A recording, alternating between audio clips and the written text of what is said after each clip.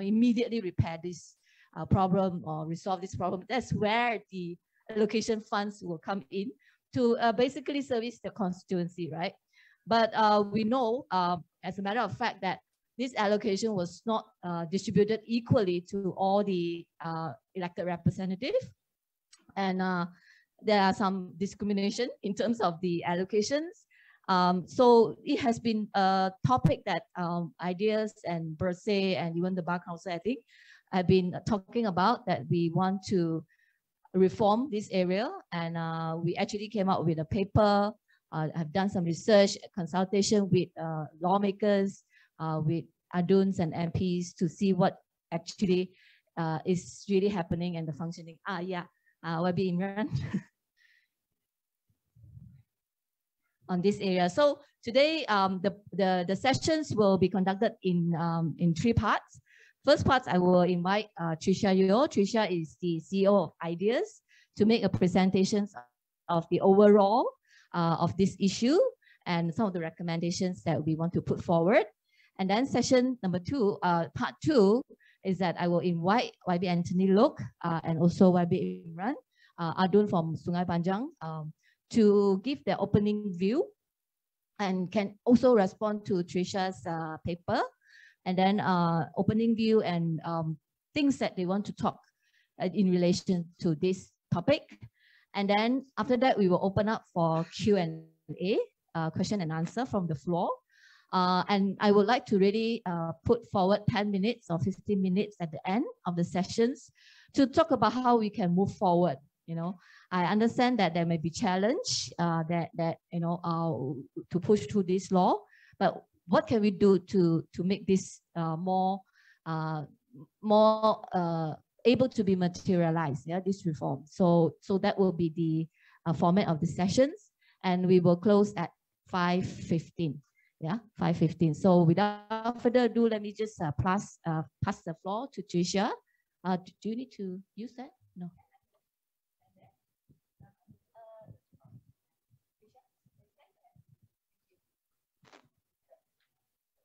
All right. A very good afternoon. Salam sejahtera, everyone. I'm going to stand here because I have a set of slides and I think I can see it clearly from here. Thank you so much to Chao Ying for the introduction. Thank you as well to Bersay and to the Bar for organizing this very important and much needed conference ahead of the GE. As introduced, my name is Tricia Yeo. I'm the CEO of Ideas. Today's last panel of the day is not a topic that is something you will regularly read about. It's not the sexiest of topics. It's not like party hopping, anti-party hopping law, for example. But I believe it is one of the most important things that we can do. And it is a low-hanging fruit because all politicians will want something like this. And it is premised on the principle that politics runs on resources. Without resources, without money, nothing can be done. Money is required to run offices, to service constituencies. So this is why this law is important. So if you can put the, okay, there the slides are. It's not very big for the audience in the room though. Can they see it? Yeah, okay, all right. All right, next please. Can you make it larger for the whole?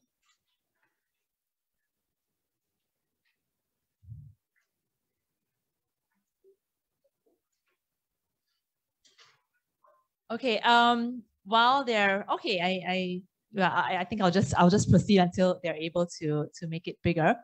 What are constituency development funds? So if anyone who's ever worked in an MP's office or an ADUN's office will know that MPs and ADUNs are actually given allocation on an annual basis, and this is called constituency development funds. It's so small that I can't even see it. Okay, so the main point is that they're given allocations. And the main point is that depending on which political coalition you are in, the decision to which the allocation is made is a highly political one. So in a federal government, the federal government will provide constituency development funds to the MPs. However, if the MPs are not aligned with the coalition in government, most of the time, the money will not be the same. So it's much, thank you so much. Yeah, it's less compared to the amount that the MPs would give, would receive if you're aligned with the government. And the same thing happens at the state level as well. So state governments also have some money that is given out from, say, the budget every year, and the money that's given to the aduns, the state aduns, most of the time it would be allocated unequally as well. So I will have to say that both coalitions at the Barisan level and the Pakatan level have actually been giving unequal constituency development funds to their either MPs or aduns. There are exceptions, and I will come to that later. Okay. So you will take next. Okay. All right. Okay. So next. So this is actually the structure of how it looks like. I really wish it was bigger so that you could see it, but I hope that we'll send the slides out to you later. This chart just tells you on the left is the federal level. So it goes through the federal budget. And so Ideas has done a lot of this very difficult, intricate analysis work. And where does it come out in the budget? So at the federal level, you will see it under a line called the special allocation to the Prime Minister, or Project HAS, special projects, or Project Mesra Rakyat. So that means Project Mesra Rakyat would be, how do you translate that? Citizen projects, so kind of like citizen projects. And the purposes would be for construction, renovation, maintenance of small basic infrastructure, purchase of musical instruments for cultural associations. So there's a list of what you can and cannot use for these funds. And the same thing happens at the state level, right? So the Menteri Besar, or the Chief Minister, Economic Planning Unit. And in Sabah, it goes through a different unit, again, to have like service center operations, building and maintenance of small infrastructure projects. Okay, next. Malaysia currently. There are three problems that I've laid out there. So number one, there's a lack of transparency, because if you look at the budget documents, it's very, very difficult to find where the money is actually specifically being allocated. It's very opaque at the state level as well, with the exception of Selangor. And it's difficult to tell what is the total allocation for MPs when the budget is proposed. So the research that we did, we actually had to interview the MPs one by one. We interviewed the aduns one by one. Okay, how much do you get actually? How much do you spend per year? And it's very difficult, but because there's no document that shows you, or there's no document required of the MPs or the aduns to show and to account for the amounts that they received and how much they have spent. Some people do that. Some MPs and aduns do that on their own accord, based on their own responsibility, but not everybody does. The second problem is that it's unfairly distributed. I mentioned earlier, the allocation to each MP is not equal. And the basis for that variation is very unclear. There's also a difference among the different states. Number three, there's a high level of executive discretion. So MPs receive different allocations under different administrations, and the BN MPs receive more allocation than the PH and the PN MPs. When PH took over the federal administration, PH did provide some allocation to their opposition MPs, which is already more than what the previous government had done, right? The Pakatan MPs did not receive anything. But when PH came in, they did provide some allocation to the opposition MPs, but the difference in quantum was still very great.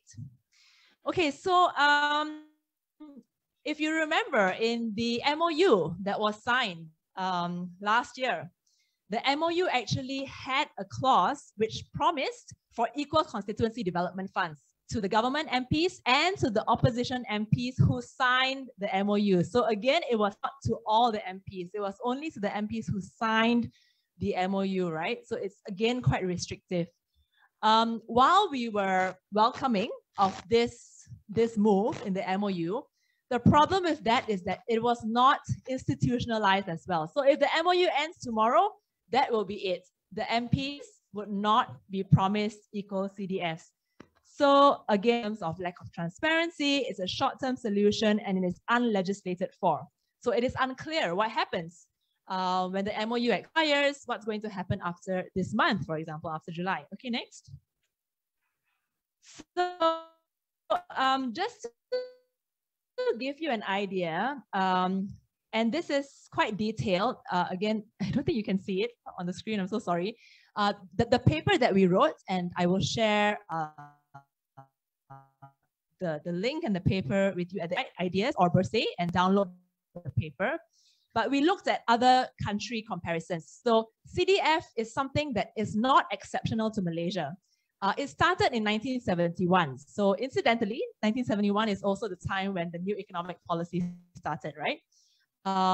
It was actually meant to help, to aid the politicians to distribute these resources downwards. So we understand that it can be an important tool, but it seems to be regularly used in countries that are more of a developing nature rather than developed nature. So we looked at countries like Kenya, Ghana, Zambia. These are the countries that have CDFs, and there is, hello? Can you hear me?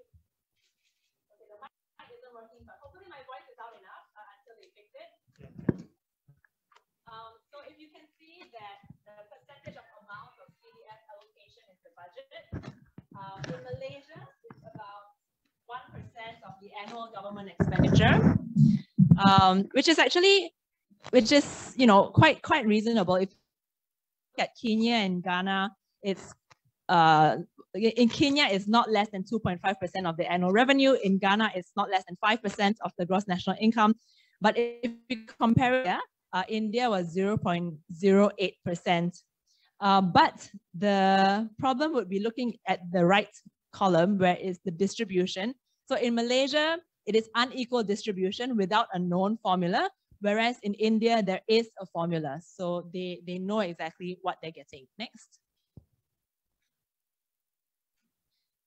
Okay, I want to emphasize, and I think this has not been understood clearly enough, that CDF has been used past and present as a political tool. There's a high level of executive discretion and lack of transparency, which enables CDF to be used for political leverage. Now, of course, if you remember, even in the last 2 years, Malaysia has been subject to a very, very unprecedented period of political instability. Many MPs or aduns have switched parties, hence party hopping. And it has destabilized state governments, right? Possibly even federal. So it has been used as a tool to entice people over to the winning coalition, or the coalition that is aligned with the federal government, because they say, come to our side, we have the resources to help you, because ultimately that's what you need to help your constituents. So it has been used as pork barrel spending and patronage. Government-aligned constituencies are favored. We also know that there's a high link with the cultural issue in Malaysia, and I'm sure the YBs here will attest to this, that YBs are expected to provide welfare and public goods in return for constituent support. In our workshops with political parties, we hear from them, especially the youth, that MPs and aduns are KBSM YBs. So, kawin bersalin, sakit mati. Kawin bersalin, sakit mati. So that's what people expect the YBs to be. But in reality, there's so much more that the YBs can and should do, right? And we want to expect more from the YBs. We want the YBs to engage in policy making, in talking about all the issues that we are talking about in this conference. But yet, that seems to still be limited to that. So second, the MPs' oversight and legislative roles are eroded. Like I said, in Parliament, they should be debating, they should be doing much more. And finally, there's especially in states like Sabah, for example. So Sabah, there's a lot of party switching, party hopping happening. And you can see historically, you just trace history very, very clearly that the aduns switched when they wanted to align with the winning coalition. Next. Okay, I think I need to kind of speed through a little bit. Okay, so yeah, basically it's a distortion of political competition. So if you see voting, if you see democracy as representative of political competition, Unequal CDFs basically distorts political competition. So you don't actually get a healthy competitive environment. Next. Okay, so this is the current structure of the CDF distribution. So as you can see, it goes through the implementing agency of UPenn or ICU at the federal level. You don't need to know the exact names, but you just need to know that there is a single agency that has that power to make decisions on how these funds are distributed downwards to the MPs and ADUNs. So the MPs and ADUNs have direct responsibility for the CDF, but they still need to apply for the funds from the agencies. Okay, and it all comes from public funds, yeah? So taxpayers' money as well. Next.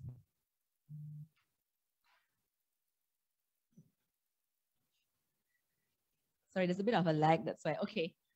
So there's a proposed long-term structure of CDF distribution, which we have recommended in our paper. But there are some caveats which I'll come to at the very end. These reforms cannot happen without some other parallel things happening. Someone mentioned local council elections just now. That's very, very important. So what we propose is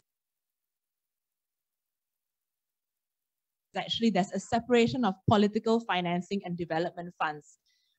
Political financing reforms are not included in this conference, but we also just recently concluded a big conference on political financing reform. Basically, these reforms need to happen in parallel, right?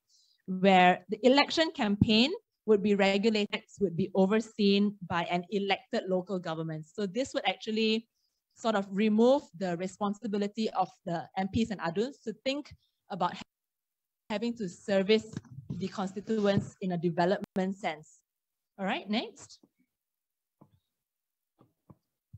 And there are some pros and cons to this, and we've also, been consulting YBs. So these are some of the recommendations. Number one, there should be clear fiscal rules. So meaning that there has to be a clear allocation formula. Tell us how you are distributing the money and make that information public. Limit the amount allocated for CDFs annually so that we know, okay, this is the amount, the total amount, it's not going to grow. Or if it is going to grow, tell us what the formula is as well. Disclosure of sources. Where is the money coming from in the budget? It has to be clearly stated in the line, so the researchers like us don't have to go and dig through all the line items year after year. Clearly indicate the CDF allocation by name in the budget document. And then third is increased transparency. So requirements for agencies and lawmakers to publish the key information about CDFs to the public. So we would encourage the agencies distributing the funds as well as the YBs receiving the funds to publish annual reports about how they're spending their money. Next would be public participation and monitoring. So there should be mechanisms for the public to participate in the formulation, implementation, and monitoring of the CDFs. And finally, enforcement. So if there's any misuse or embezzlement of the CDFs, like what are the penalties? Because right now, to be honest, there is very little information about how these funds are being spent. Okay, next. So there are some questions, however, to consider. I think it's healthy to kind of acknowledge that we don't have all the answers. So I think we have to be clear that is it equal or is it equitable CDF distribution? We prefer the term equitable because some constituencies are bigger than others, and it's not fair if everyone gets the same amount.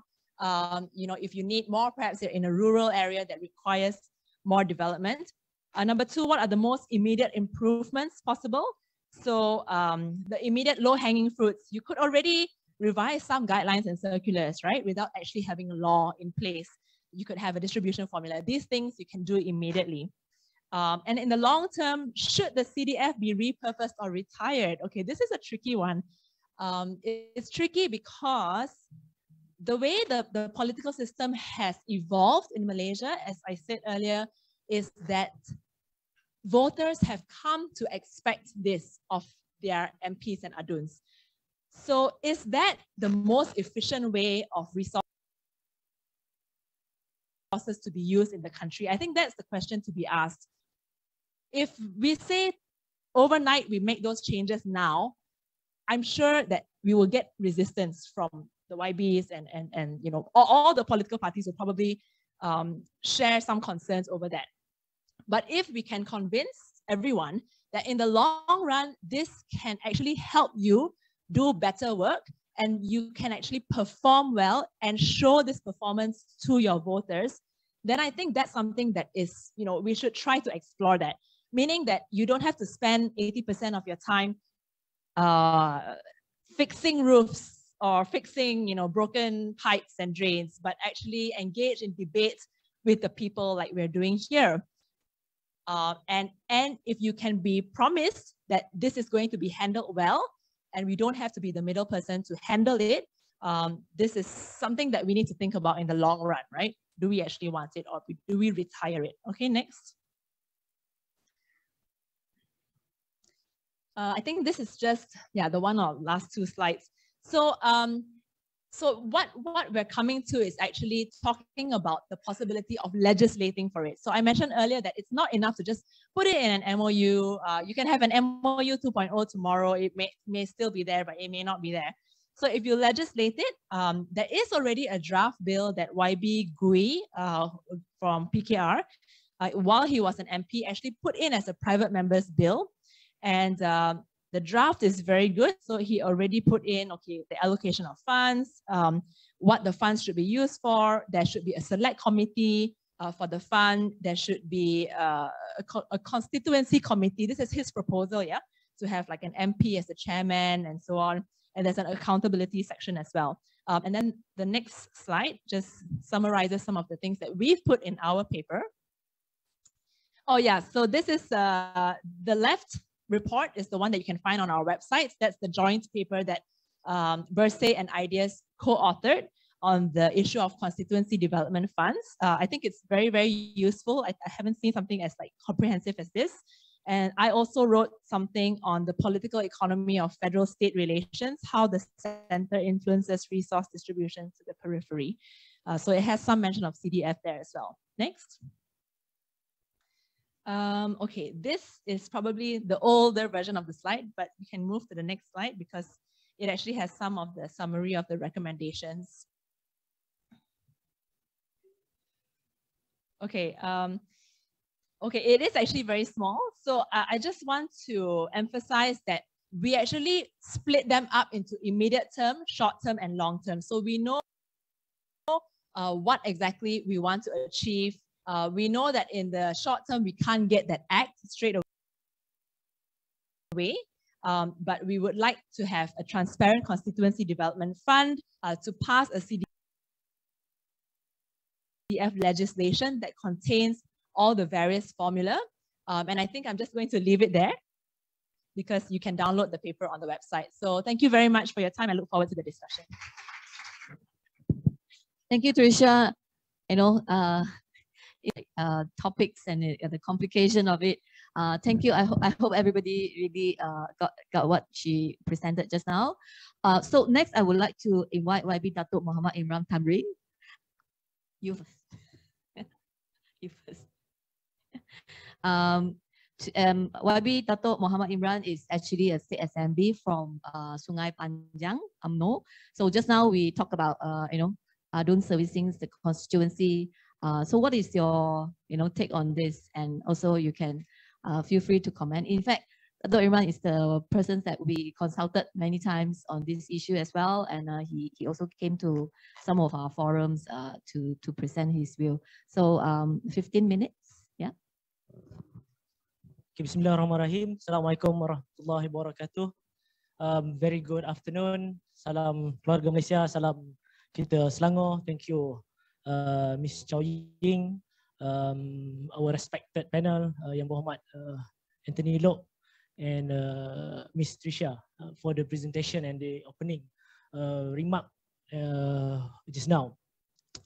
So I think we already get some overview of how CDF or Constituency Development Fund being distributed and executed in our country. So actually there are two agencies, there are two main agencies that use or manage the CDF fund. First at the parliament level or at the federal level, the ICU, Implementation Coordination Unit, which is the fund is monitored under the JPM or under the Prime Minister Office. And at the state level, it is coordinated by the UPAN, Unit Perancang Keuangan Negeri, or State Planning, State Economic Planning Unit, whereby the fund being distributed and allocated to each and every of aduns in Selangor. In terms of equal or not equal, in Selangor, we are still getting as a non-government or opposition adun, we are still getting lower than the government adun. So if we wanted to enact or to introduce any laws regarding this CDF, first it must be equitable. It must be equivalent to all adun, respectively of apa nama ni, either they are opposition or government. So they must get equal. But when we talk about the equality, it must also we must also look into the constituents population, because sometimes we in the rural area or in the north part of the area in Selangor, our voters we only have less than 100,000. Even in my part in Sungai Panjang, we only have about 60,000 voters, but we get the same allocation. In Selangor, we get almost between 800,000 to 1 million each and every constituents. We have 56 constituency in Selangor. There are several things we need to look into, whereby this CDF is very important. Like Ms. Tricia informed us just now, it not only for the welfare, but it's also for it also used for small projects.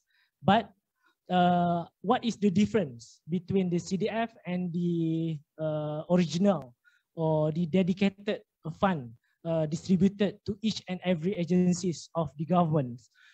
This fund being given to the adun or MPs is to provide the fast and less bureaucratic process to implement the fund, to make sure whatever amount spent is directly to the rakyat. That's why we talked just now about the KBSM, apa tadi, kematian bersalin, sakit mati. Kahwin, kahwin, bersalin, sakit, and meninggal dunia lah. KBSM. This is what we as state representative or even as MP are expected by the people or by the masyarakat out there. We need to give them some hard cash or cash handout in the several events. With regard to another events, for example, bencana or everything, we also expected to give some allocation or contribution to the public.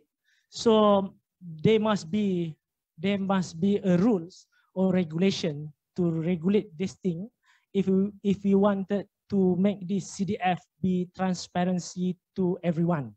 Because right now only the ICU, only the UPAN knows about the spending or the utilization of each and every fund in each and every constituencies, either in the parliamentary constituency or even in the state's constituency. So with regard to that, we have several other ideas. Just now, Ms. Tricia just pointed out about the proposal by Yang Berhormat Gui. There are some there are private bill being prepared for that. But for this time being, I believe that the fast and the alternative way to regulate and to monitor this CDF is by introducing a special select committee, either in the parliament or in the state level, on the state legislative level, to monitor each and every CDF being allocated to each and every aduns and MPs. So the legislative body or legislative institution themselves monitor and regulate how the amount or the allocation spent by each and every members of the legislative institutions, either in the state, in the parliament. So this will be will give the ADON or MP accountability about what they get and how they utilize, and they are subject to scrutinize by the public or by the members of legislative themselves. So by introducing special select committee or special jawatan kuasa amongst the members, so they know each and every them know how that amount should be spent. So because right now the amount and the allocation are regulated by several other rules, under peraturan kewangan and garis panduan kewangan for ICU and also UPEN, that whatever amount that we are getting. And yes, as ADON and as wakil rakyat, we are all subject to public scrutinize. So in terms of the utilization and also the spending of the amount, but currently they are less monitoring lah, what I can say. But in future, I believe that by introducing the special select committee is a good idea, without thinking of enacting or introducing any laws that need to go through some procedure to pass or enact the law. But each and every legislative institutions must be given empowerment to handle and to monitor and also to provide some ruling on the allocation and also the distributions.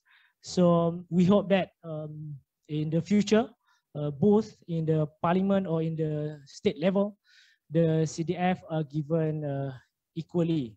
And there are also several other restrictions in the process of utilization of the CDF. For example, we cannot use whatever amount that we are getting through the CDF to be distributed for the political parties or our political parties. But sometimes it will lead to another problem, because sometimes the amount distributed or contributed to some of NGOs, which sometimes it will lead to another political program. But whatever it is, whatever amount that we spend must be put under PMR tadi, project or program mesra rakyat. So that is the main purpose. And this amount CDF must be distributed and allocated, and also the utilization must not be some bureaucratic process lah. This must be fast and must be immediate. This is among others suggestion for the improvement of the utilizations and also the distribution of the CDF. I think for now, I focus on that first, and later I will respond to any question or any other points later on. Thank you, Ms. Chow Ying and all. Thank you. So now we move on to YB Anthony Lok. I see that you scribbled something. Thank you, Chow Ying, Tricia, and YB Dato' Imran. Ladies and gentlemen, very good afternoon and salam sejahtera. First of all, thank you, Bersih, for inviting me to give my thoughts about this particular topic. To be frank, of all the topics throughout this 2 days conference, this is my favorite topic, because I have went through 14 years in opposition, which I had never have any access to a single cent of public funds. I was elected as an assemblyman since 2004. I'm into my 4th term right now. My first 3 terms are in opposition in Negeri Sembilan. Let me just give you some background about how an elected full-time politician survive and work. When I first elected as Negeri Sembilan State Assemblyman, my take-home pay every month from the state government was 7,000.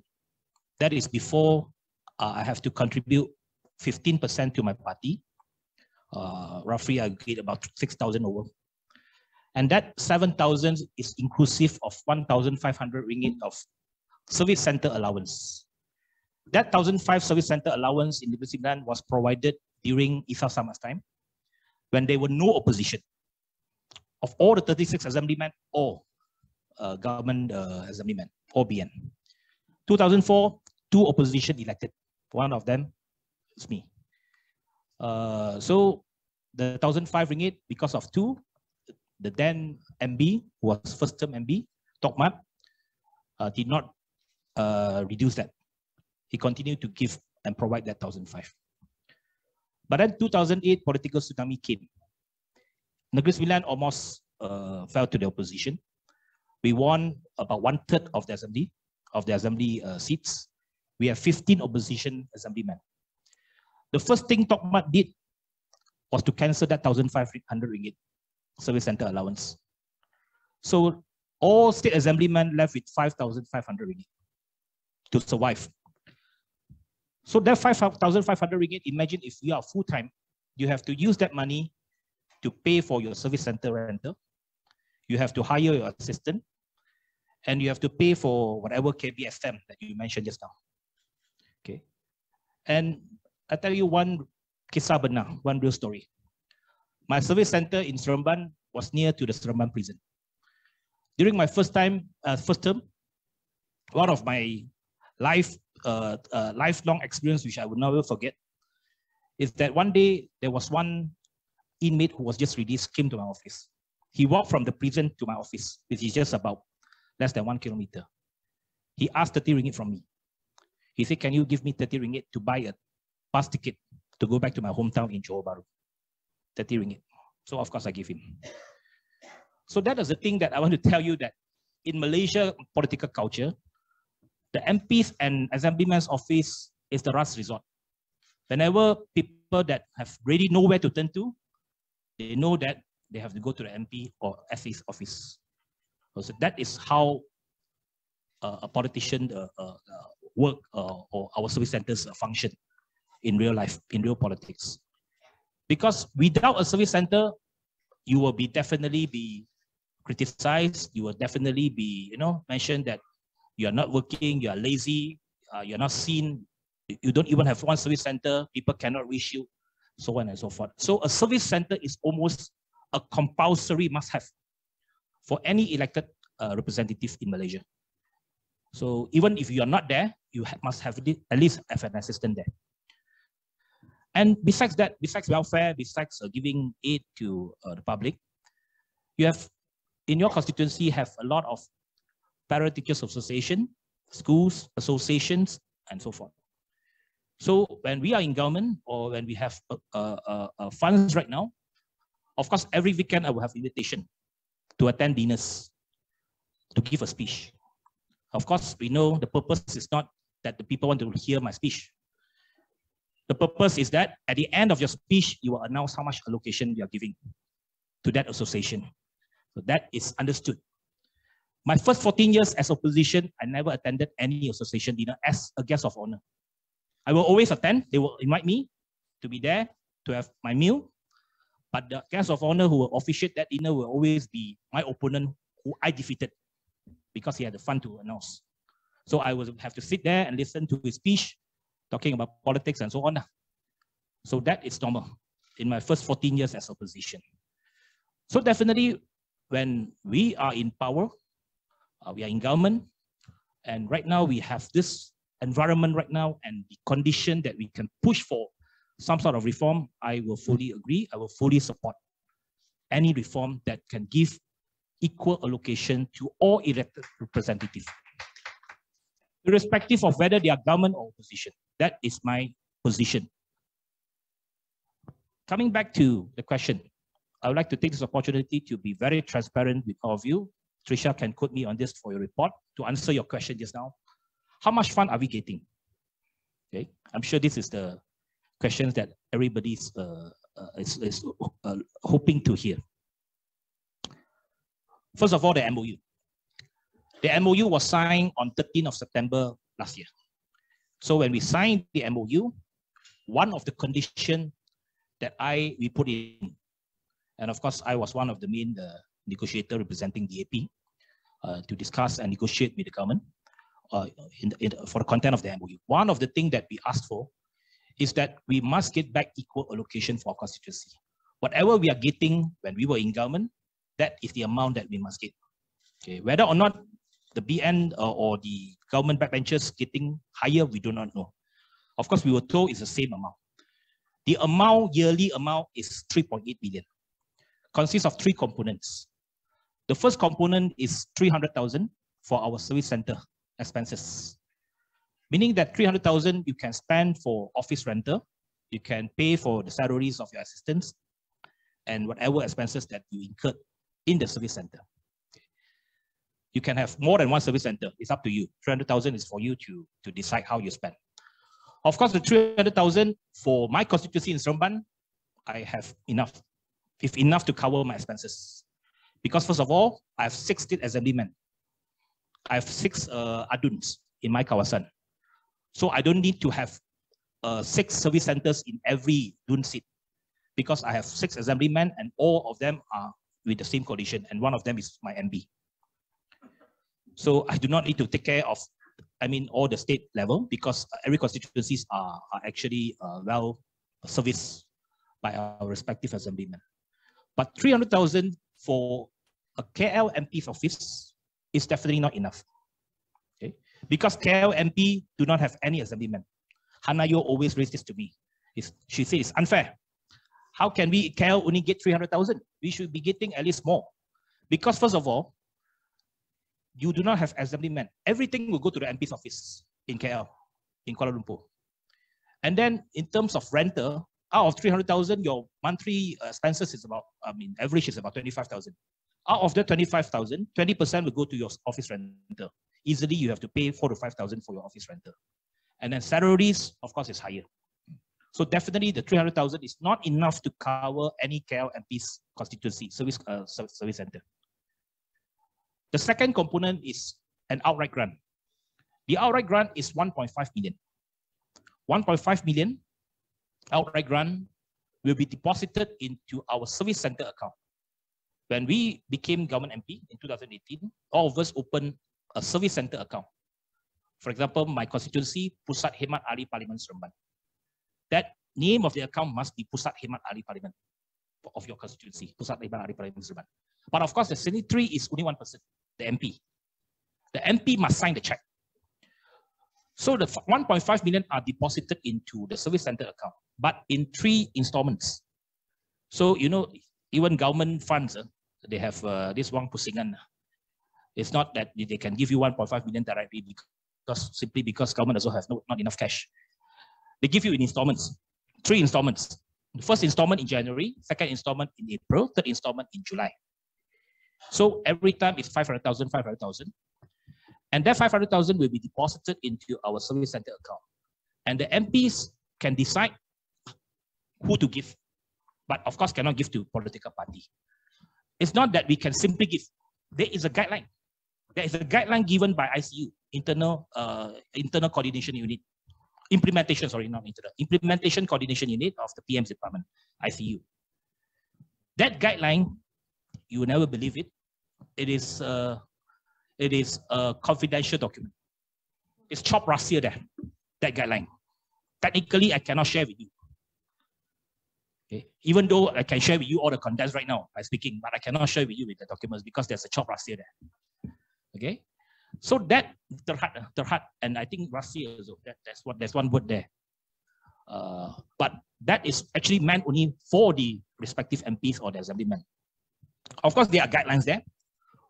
What kind of conditions that you can give, how much maximum you can give. Maximum you can give 50,000 outright grant. What for any one organization, maximum 50,000. But there is of course guidelines. What kind of condition and what kind of associations, NGOs you can give, temples, churches, mosques, surau, residents association, things like that you can give, of course. So that 500,000 is given through installments, 3 installments. But for MOU, when we signed in September, the government did not give us 1.5 million. The only amount that we got is 500,000, because he also knows how to count. Because we only signed in September, so technically we only supported him 1 quarter last year. So he only give 1 quarter lah. So 1 quarter is 500,000. Okay, and 500,000, and even the service center is divided by 3. So last year when we signed the MOU, all PH MPs got 100,000 for service center and 500,000 for outright grant. But we were not given another component. Another component is Project Mesra Rakyat. Project Mesra Rakyat is 2 million a year. So supposedly out of the 2 million, we're supposed to get 1/3 of the 2 million last year. But also that was not given to us, because the reason is that Project Mesra Rakyat, you have to apply for projects. And the deadline for project application usually will end in October. So by the time we sign in September, October already closed already. So no point, they cannot give to you. That was the reason. So, but of course, Project Mesra Rakyat is given this year. So far for this year, what we have gotten is 2 installments of OG. That means in January and in April. And also the service center in full amount, 300,000. As for Project Mesra Rakyat, or what we call People's Friendly Project that you will usually give allocation or allocate for small projects like repairing toilets for schools, upgrading canteens, upgrading your library, for temples, for mosques, etc. I mean, there is another guideline.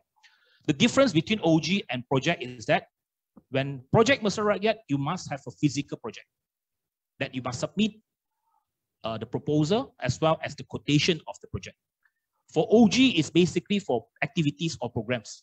That means you can organize a dinner, any association organize a dinner, you need from yearly activity funds, we can allocate that money out of the outright grant, OG. For projects, of course, you must have a physical project and then you must submit the report. So far, we have just gotten the first installment. That means the first half of the year, 1 million, which we have to submit through a system.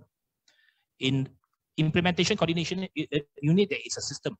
Any project, you must submit the name of the project, submit the quotation, submit the proposal paper, and the cost of the project. So the respective state ICUs will process that application, and once they approve it, they will issue the check. Okay. There are some differences there. OG, the money is deposited into MP's account. So the MP can sign a check and to give immediately. So my practice is that whenever I go to a dinner, I will bring the check together. So this is to avoid that a lot of promises in the past for a lot of associations was made during dinner functions. They announced 50,000, 30,000, but a lot of associations told me that the money never came. Announcement made, publicity made, came out in the press, but the money never came. That is quite, not to say that I run down my opponent. Among the MCA politicians, this is quite normal. So what we did is that every time we make an announcement, the money will definitely be delivered on during the function. So immediately we pass that allocation to them. Projects, the allocation will be processed by ICU. So if let's say for schools, for temples, right now there is some improvement. For example, if schools wants to do a project, those days, even during PH time, we have to go through Ministry of Education or Ministry of Works to appoint, or the local land office to appoint contractors. Right now, the guideline has been improved a bit. The money will be given to the Parent Teachers Association or the Lembaga Pengarah. For Chinese schools, some will have Board of Directors. That money will be given to the Board of Directors or the Parent Teachers Association. They will appoint their own contractor. But of course, after the project is completed, they have to submit a report back to ICU. So that is a practice. The second installment of the Project Mesra Rakyat was just opened today for July. So that is another 1 million that we can apply for various projects. Last year, during Muhyiddin's administration, he continued the practice of what PH give to opposition, 100,000. So when the fall of the PH government in February 2020, subsequently, he only agreed to give back just 100,000. Same goes to 2021, 100,000. But during Muhyiddin's time, he did give a one-off 300,000 for all MPs for food aid, for bako makanan. So 300,000 was given to every single MP's constituency service center, and then we can provide bako makanan, food packet to our constituents, either 50 ringgit per pack or 100 ringgit per pack. So we decide whether we want to give 100 ringgit or 50 ringgit. But of course, the name list must be submitted back to the PM's department. Coming back to the reporting, actually we are giving a very detailed report to ICU. It's not true that this whole thing we can simply spend without supervision. Everything we spend, every money we give out, there is a detailed report that we must give to ICU. For any installments for OG, for example, before you spend up to 95% of the total allocation, they will not give you the second installment. So we must give a report detailing what we have given, what we have allocated, and then you have to sign it, and then you have to sign an SD to the ICU to say that these are the correct information that I've given. So if informations are given false, that means you are claiming a false, make a false claim, you can be subjected to legal action. And I think there were cases before brought against MPs and assemblymen as far as false information was given or false claim. Okay. So actually, that is actually a very, very detailed report given. The only thing that is not happening is that all these reports are not made public. Okay, it's not supervised by the public or any NGOs or any select committees in the parliament. So perhaps this is the only thing that it should be improved. I mean, immediately it can be done, that the government should announce it. Of course, we can take our own initiative to announce whatever given, or how we allocate and what are the projects. And usually our practice is that every time we give a check, every time we implement a project, we will definitely make it public through our social media and so on. So those are the things that we do. In terms of unequal allocation for government and opposition, yes, I agree that currently there's no standard practice. At the federal level, if not because of the MOU, we will never get the same amount of allocation. That is for sure, because there's no law governing it. And all this thing is actually prerogative of the Prime Minister. It's just a policy decision, whether to give you or not to give you. And then just now, it's actually a slush fund. The PM can actually decide, he go to anywhere, he say, oh, there's a breach I need to repair. Immediately, it can be approved because there's a slush fund. Project has under the PM's department. The PM, of course, have the right to approve it. So goes to this Constituency Development Fund, or is parked under PM's department. The entire Project Mesra Rakyat, you can check the budget document, the yearly budget document. Under JPM, there is a line there called Project Mesra Rakyat, 444 million, very exact. Why 444 million? Because divided by 222 constituency. So 444 million for Project Mesra Rakyat. So it's there. So the only thing that I think we should be pushing right now, immediately, is that, I have no problem of making it public. All MPs should make it public. As I said, the reports are given to ICU. Who we give, how we give, what kind of projects that we have been implemented, it's all actually in the system. Okay, it's in the system of ICU. The moment ICU make it public, make it in their website, it's for all to see, for everyone to check. There's no problem about that. It's a question of political will, whether the government wants to do it. As far as unequal allocation, yes, it's unequal right now. At the state level, Selangor is given half, right? Maybe half of what the government assemblyman is getting. And that is actually the best case scenario currently. That is actually the best practice among all the states.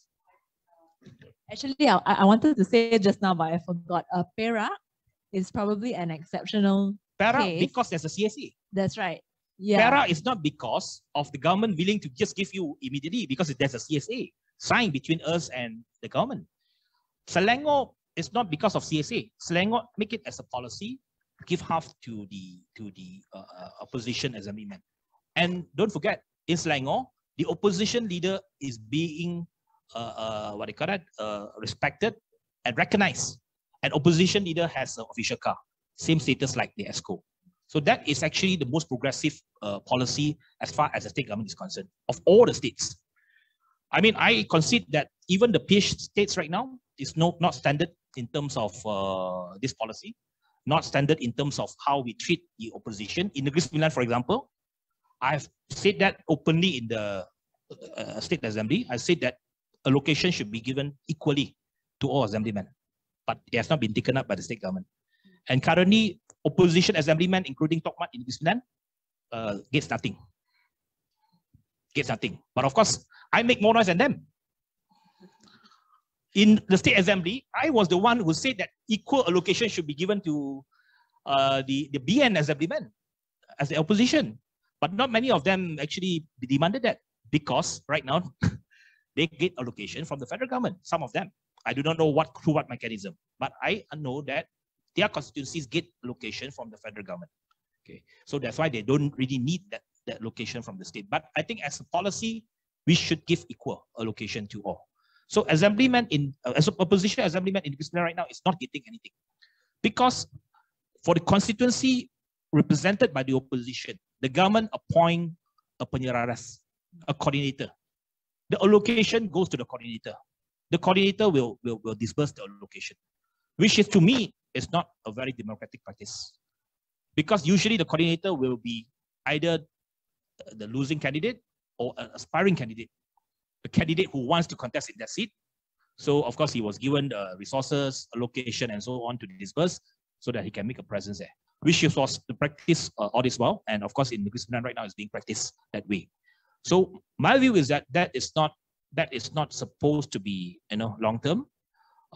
In terms of reform, in terms of moving forward, it should be equally distributed to all assemblymen or MPs, regardless of whether they are opposition or government. They should be given equal.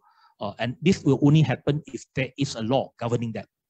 And of course, all the provisions should be there in terms of reporting, in terms of making it public, in terms of what are the guidelines, who to give, and so forth. And there is an oversight body to make sure that all these allocations are in proper order. So definitely, I fully agree with that. So maybe perhaps I stop here. If any other questions, I can answer later. Thank you very much. Thank you, Dato' Imran, and thank you, Antonello, for the very open and frank discussion just now. I'm sure Trisha and I have a lot of questions, but we will actually open to the floor, or also people from Zoom. If you have any questions, raise your hand, give your name and your questions or comment. Yeah. Hi, Liana, British High Commission, KL. I think my question is in two parts. The first one is, I think the political financing legislation and the CDF legislation has to sort of match each other, because if not, then you can use the excuse of the other to get away from whatever you're trying to do. Like how many million we got from Saudi prince, for example, is to develop the country, right? And my second question is,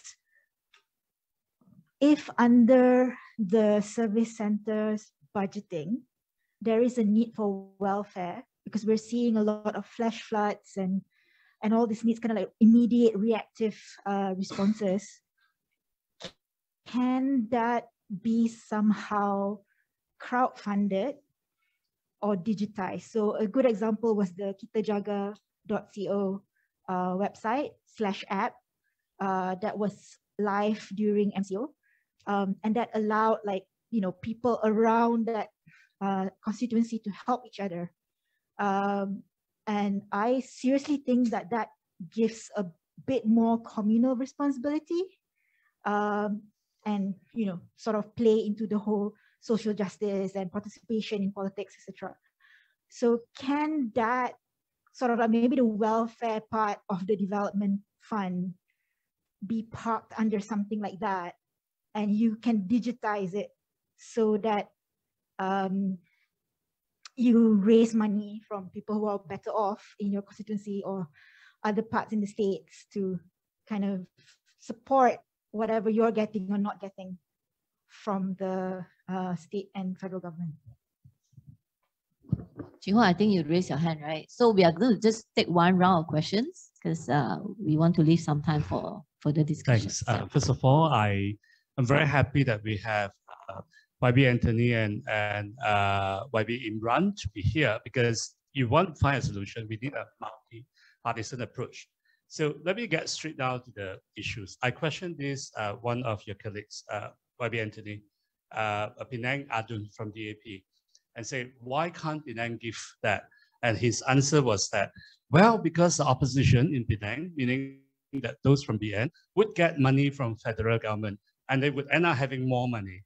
And what he tried to say is that until that part is solved, we wouldn't be able to give them, because otherwise we would be put in a very disadvantaged position.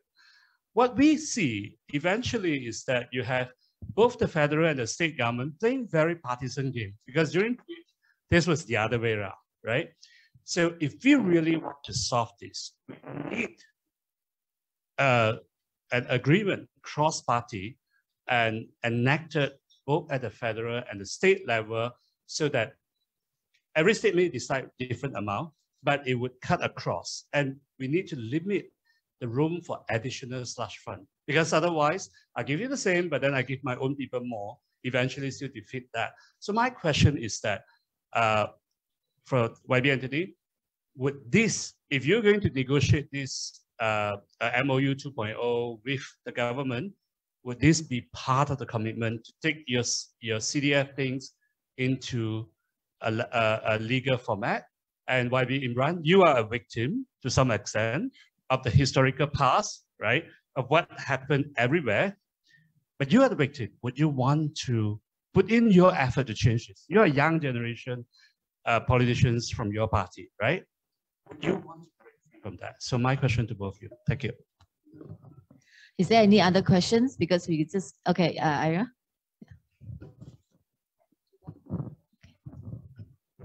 Hi, I have a question for the two YBs, because this is actually related to Liana's second question, which is how do we try and, I wouldn't say take away, but maybe reform a bit the charity function of the MP or the ADUN's office, right? So my question is, how do you in your respective constituencies sort of work together or cooperate with the, say, for example, JKM or Lembaga Zakat or any other state body that is responsible for social welfare?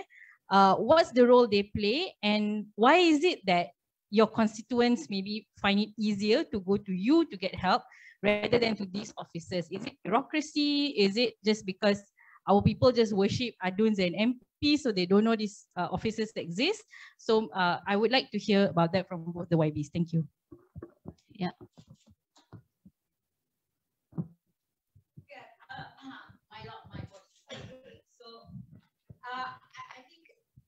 I think in answering to that lady just now, to be honest, there is no political will to make the rakyat educated about the role of MPs as well as the role of ADUN.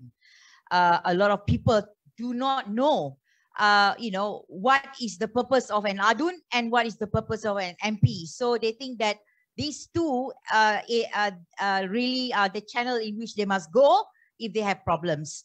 But I must say that both sides or all sides in the politicians in Malaysia, they do not care about the people, because they are using this money this as a tool. It goes to PH and it goes to BN and it goes to PN. It's the same, because you are not practicing what you preach.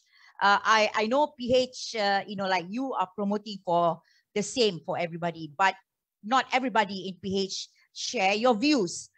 Because like the one in Penang just now said that the BN representative will get money from the federal.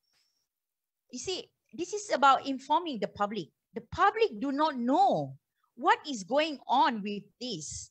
I can tell you most of us here are the converted, meaning that we are the one who are very interested to know what's going on.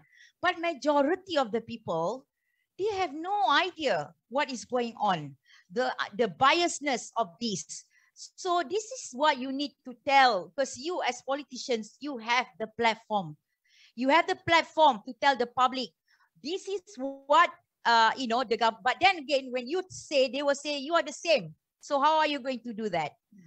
My suggestion is that if ever anyone gets into parliament, as the government, enact a law that, making sure that no one can renegade from this responsibility in giving equal money to everyone.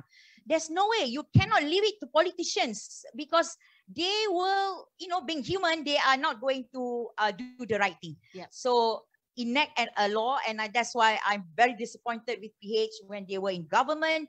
They do not put into things that quickly, things that needs to be done. Okay, enacting the law is actually something that we are really pushing for. All right. Yeah, thank you. No more, right?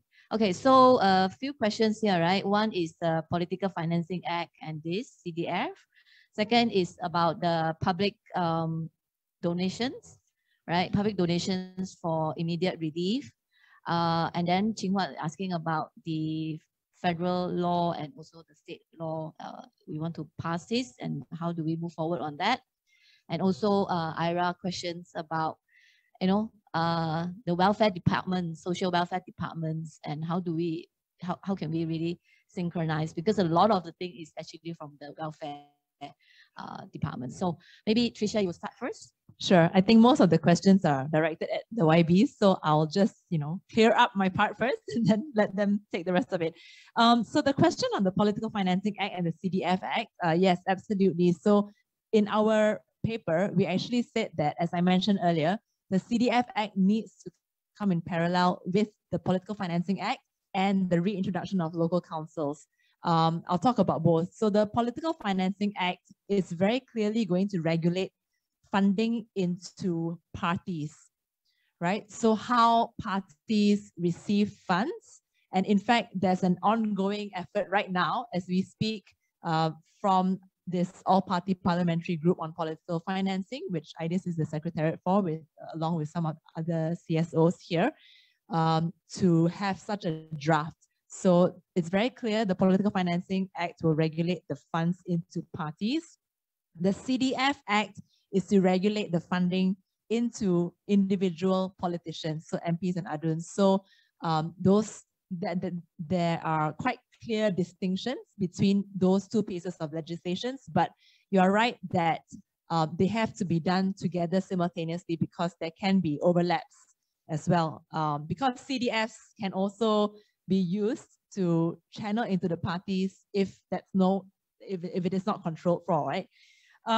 I just want to unpack this issue on the welfare part, because that's something that we actually at IDS and Verse, we care a lot about as well. So I'll add on my questions actually to the YBs, because basically if you listen to what I prepared just now and I presented, essentially what we're saying is that in the long run, we are actually proposing moving away from CDFs to the politicians, especially when it comes to welfare. The reason for that is, I think, and I want to ask you, right, whether the CDF, the way it's been practiced for all these years, actually has that contributed to the erosion of the functioning of these social welfare institutions? Because there's no reason for them to function well if there's always going to be an intermediary in the form of the YB, like you will always step in on behalf of people. So today, for example, if any of us are stuck in flood situations, none of us are going to reach out to our JKM officers because we don't know who they are. there has not been any incentive over all these decades of years to develop themselves well enough to have, you know, outreach to people well enough that we can know exactly who to go to. So it's sort of a chicken and egg situation, right? So in the long run, would you encourage this decoupling where if you can ensure that these institutions are well run, professionally run, would you be willing to let that part of it go? So that is kind of an intervention and a question as well. I also want to emphasize, I think, YB Anthony's point about the discretion of Prime Minister in making decisions. So I think all the researchers, we would know, for example, in the past, every time an election is coming up, that is where the funds are used, where schools are committed, hospitals, healthcare is becoming really, really important. And all these bridges and developmental projects, why are they being used in a discretionary way to benefit certain political members? But yeah, the welfare thing is something I think we should emphasize on. So back to the YBs, thank you. First of all, the welfare. Well, first of all, we are not actually replacing JKM. We still work together with JKM. A lot of the cases who come to our service center, we still refer to JKM. For those who actually are eligible to apply for JKM's aid, which of course you know JKM will give them monthly. But JKM application will take any time from 3 to 6 months before any approval was given. Okay? From the time that we submit the application, the JKM have to go to their house to interview, look at their house, look at their condition, and usually it will take a few months before it will be approved. And once approved, they will be given monthly assistance. Sometimes after a year, they will review it. You see, what we are doing actually is not replacing JKM, but complementing JKM. Because not every case that JKM will be able to help. For example, flood victims. So JKM have no allocation for flood. Because JKM's assistance is very, very rigid, is very, very specialized. For example, there is bantuan orang kurang upaya, bantuan orang tua, bantuan kanak-kanak, and so forth. And you know the conditions are actually very, very tight. If let's say you have a family, you have a few children, they think that your children can work, you are not eligible. But a lot of the social problems and social cases, you know, not all parents are being taken care by their children. Okay, a lot of old people, old folks, their children just disappeared.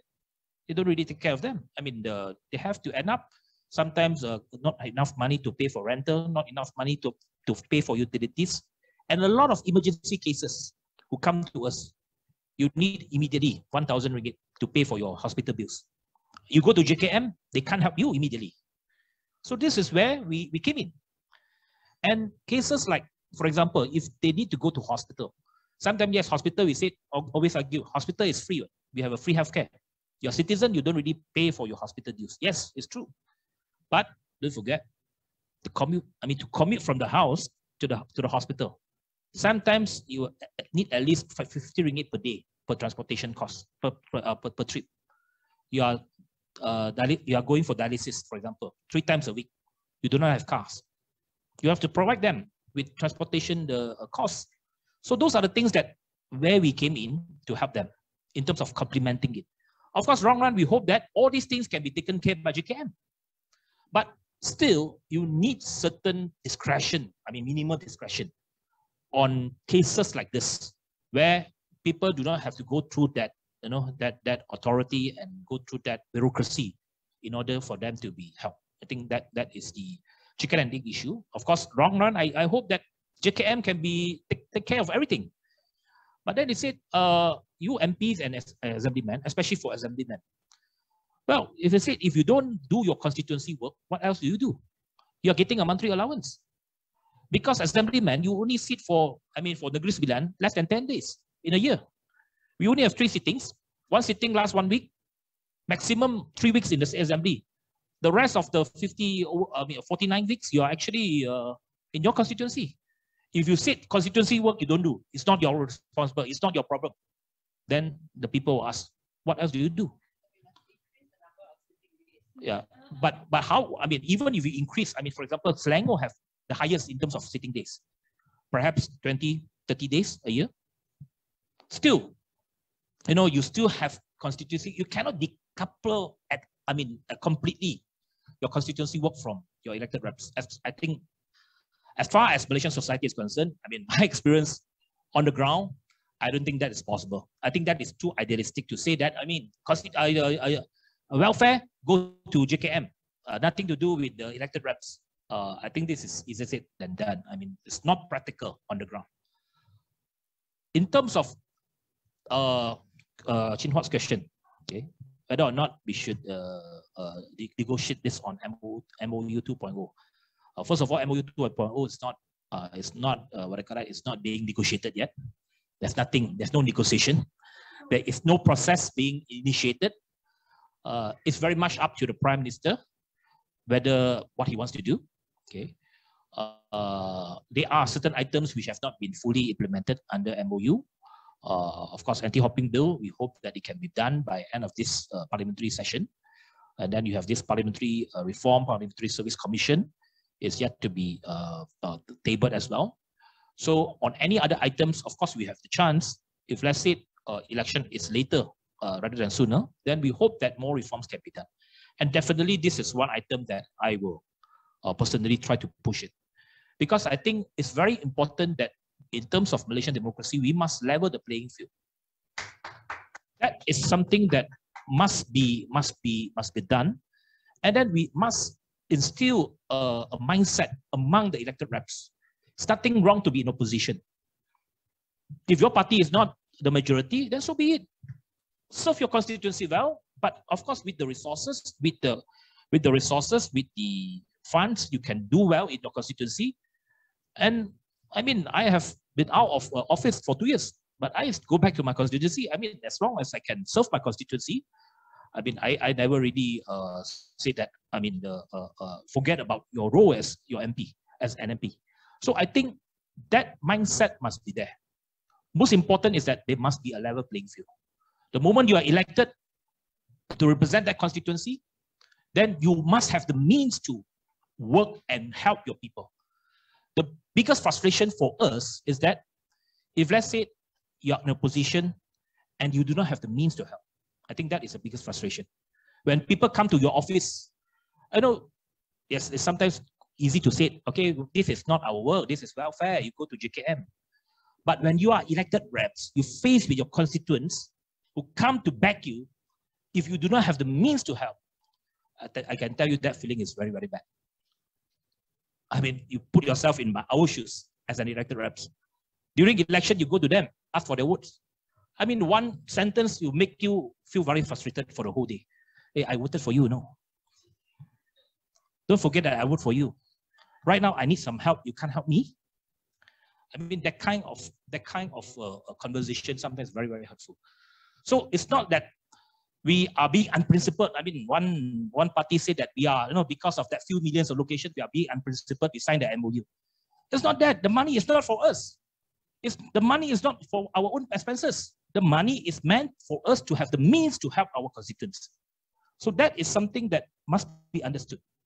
So yes, I agree that it should be given equally. It should have a law. I agree. I mean, you cannot leave it to the politicians when they are in power. Of course, we try to be, have the advantage, have more advantages. We have try to have the upper hand. The best way, of course, is that you have a law governing it. Whoever in government, give an equal allocation to all elected reps. Thank you. Thank you, Dato' Imran. Okay, Bismillahirrahmanirrahim.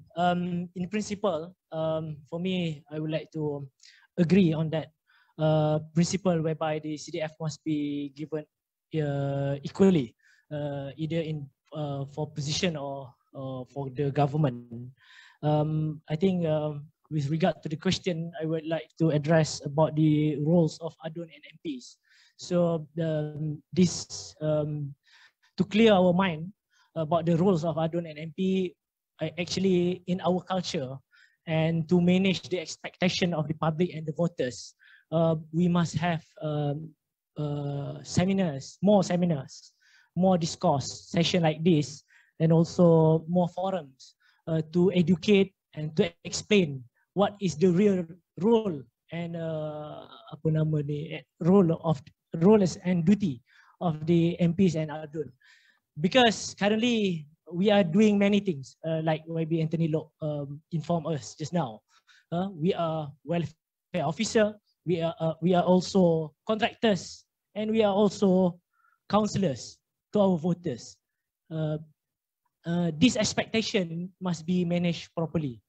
But in the long run, I would also agree to Tricia, because in the long run, each and every legislative institutions, a parliament or state legislative assembly, must have their own empowerment.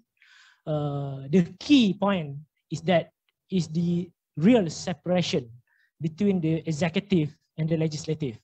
The legislative must be empowered to do their own roles to function them very well. So now currently, even in the budgeting and also what we discussed, what discussed just now about the CDF and the allocation, all decided by the executive, not decided and not controlled by the legislative.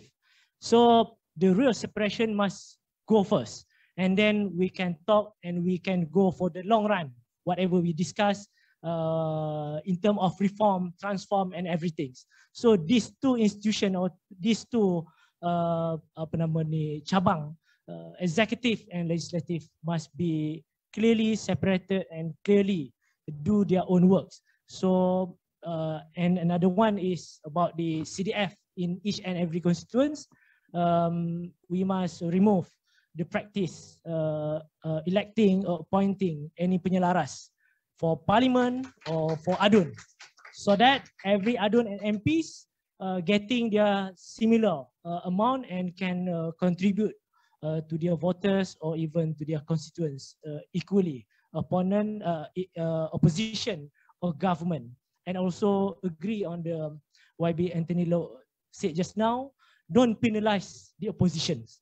Don't penalize the opposition, or otherwise opposition will always fight to be a government. Even in a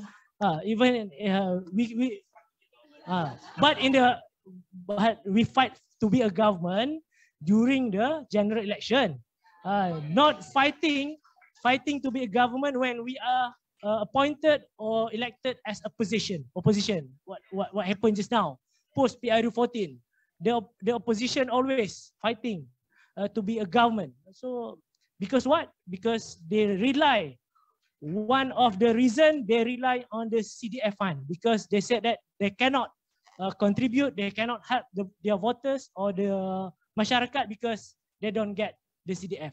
CDF always be the jalan keluar ataupun reason for hoping and everything lah. So this, we hope the important thing is to clear our mind and to give a real roles and duties of adun and MPs. So thank you. Thank you. So you see, actually all the topics are really related, and all the reforms, as we say in the morning, it is not like one thing is done. It's actually all together. Yeah, in fact, you're talking about adun sitting days is only 10 days. What we are actually also advocating is the decentralization, right? That the state government should be given more things to do, like education, healthcare within the states. And that is where, and at the same time, you have to educate the public, because the people so conveniently, and to them is like, if I have a problem, I just have to run to adun. So we have to also at the same time educate them, all these things. So long-term reform, but it's necessary reform. I think Qinghua is like trying to say something, but I conclusions.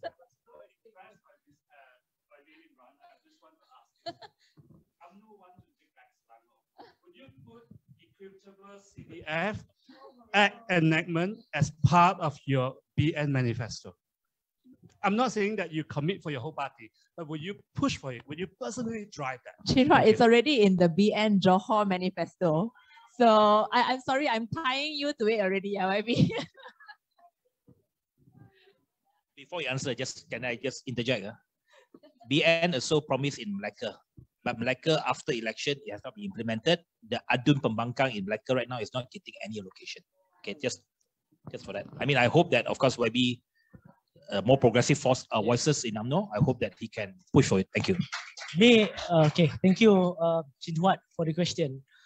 Me personally, of course, I will push and support for the equivalent CDF apa nama ni, to the opposition or to the government, but it depends against on the political wills.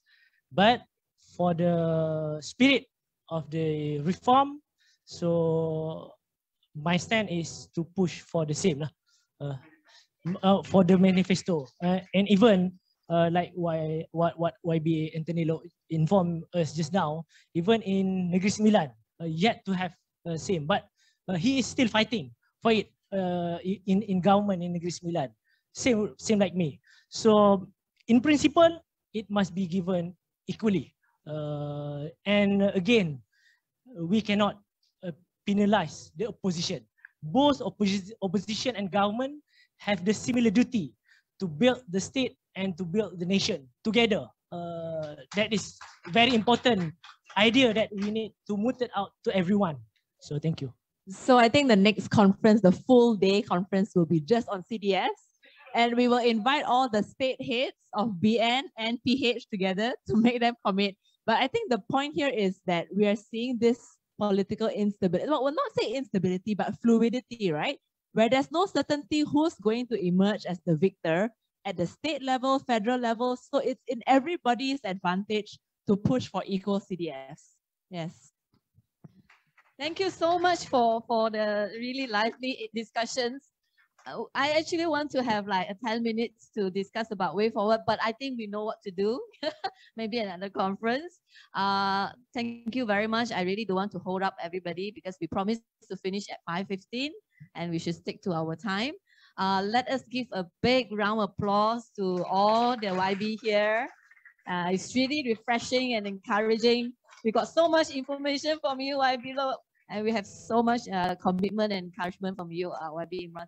Thank you so much. I think we will give a token of appreciation and take a group photo right in front here.